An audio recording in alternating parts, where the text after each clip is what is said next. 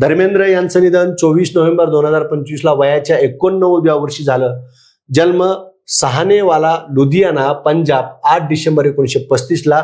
पूर्ण नाव धर्मेंद्र केवल कृष्ण देओल. टोपण नाव ही मॅन या टोपण नावाने त्यांना ओळखलं जात होतं. त्यांचा पहिला चित्रपट दिल भी तेरा हम भी तेरे 1960 मध्ये प्रदर्शित झाला आणि शेवटचा चित्रपट आता डिसेंबर 2025 ला प्रदर्शित होतोय 21 नावाचा, पहिला आणि शेवटचा. 1983 मधील बेताब हा त्यांचा निर्माता म्हणून असलेला पहिला चित्रपट. हिंदी चित्रपटसृष्टीत 6 दशके कार्यरत 300हून अधिक चित्रपटामध्ये काम केलं. धर्मेंद्र यांनी विजयंता फिल्म ही चित्रपट निर्मिती संस्था स्थापन केली.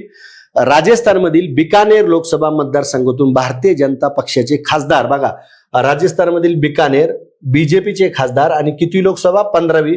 कदाचित यावर प्रश्न अपेक्षित आहे की धर्मेंद्र कोणत्या मतदारसंघात निवडून आले होते आणि कितव्या लोकसभेत, तर 15व्या लोकसभेमध्ये राजस्थानमधील बिकानेर मधनं.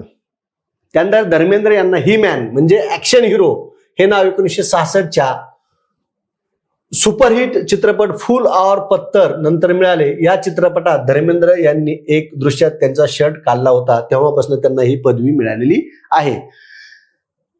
1970 मध्ये अमेरिकेतील प्रसिद्ध टाइम मासिकाने धर्मेंद्र यांचा समावेश जगातील सर्वात 100 देखण्या पुरुषाच्या यादीत केला होता.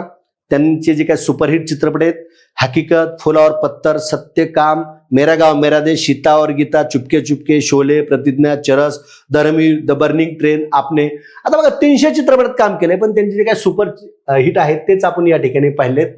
त्यांचं सगळ्यात महत्त्वाचं मराठी चित्रपटात पण भूमिका केली होती हिचं काय चुकलं या चित्रपटामध्ये भूमिका. तुम्हाला प्रश्न येईल धर्मेंद्र यांनी कोणत्या मराठी चित्रपटात काम केलं, हिचं काय चुकलं, आणि त्यांचं गाणं हिट झालं होतं घेऊन टांगा सर्जा निघाला दूर धन्याच्या गाव अरे तू धाव.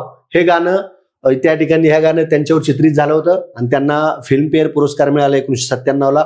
पद्मभूषण मिळाला 2012 ला.